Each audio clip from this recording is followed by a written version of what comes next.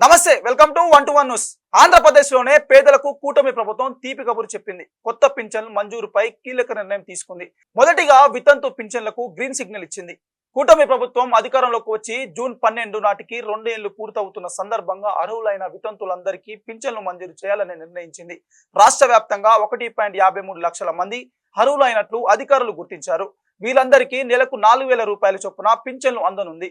దీనికి నెలకు 61 కోట్ల రూపాయలు ఖర్చు కానుంది. ఇప్పటికే కూటమి ప్రభుత్వం స్పౌస్ కేటగిరీ కింద 2.30 లక్షల మందికి కొత్తగా పింఛన్లు మంజూరు చేసింది. పింఛన్లు తీసుకుంటేనే భర్త చనిపోతే మరుసటి నెలనే భార్య పేరు మీదుగా పింఛను బదిలీ ఇస్తుంది. అయితే పింఛను అందిన భర్త చనిపోతే వితంతు కేటగిరీలో వెంటనే పింఛను రావడం లేదు.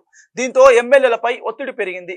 ఈ నేపథ్యంలోనే వితంతు కేటగిరీలోని అర్హులందరికీ పింఛన్లు ఇవ్వాలని ప్రభుత్వం నిర్ణయించింది. వితంతు పింఛన్లు తర్వాత అర్హులైన దివ్యాంగులకు కొత్త పింఛన్లు ఇవ్వాలని ప్రభుత్వం యోచిస్తుంది. ఇప్పటికే లక్షల మంది దివ్యాంగులు దరఖాస్తు చేసుకున్నారు. అయితే ప్రస్తుతం పింఛన్లు తీసుకుంటున్న 6.5 లక్షల మంది దివ్యాంగుల్లో 1,00,000కు పైగా అనర్హులైనట్లు వైద్య అధికారులు తనిఖీలు తెలిపింది. దీంతో అనర్హులైన వేరు చేసి పనుల అధికారులు ఉన్నారు.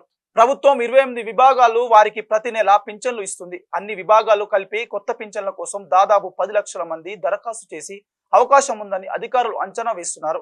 వీరందరికీ పింఛన్లు ఇవ్వాలంటే నెలకు 400 కోట్ల చొప్పున ఏడాదికి 4,800 కోట్ల రూపాయలు ఖర్చు అవుతుందని ప్రభుత్వానికి నివేదించింది. పేదలకు అండగా నిలవాలనే ఉద్దేశంతో కూటమి ప్రభుత్వం దేశాల వారీగా కొత్త పింఛన్లు మంజూరు చేసేందుకు సిద్ధమైంది. అనర్హులైన ప్రతి ఒక్కరూ పింఛన్లు అందేలా చర్యలు తీసుకుంటామని చెబుతుంది.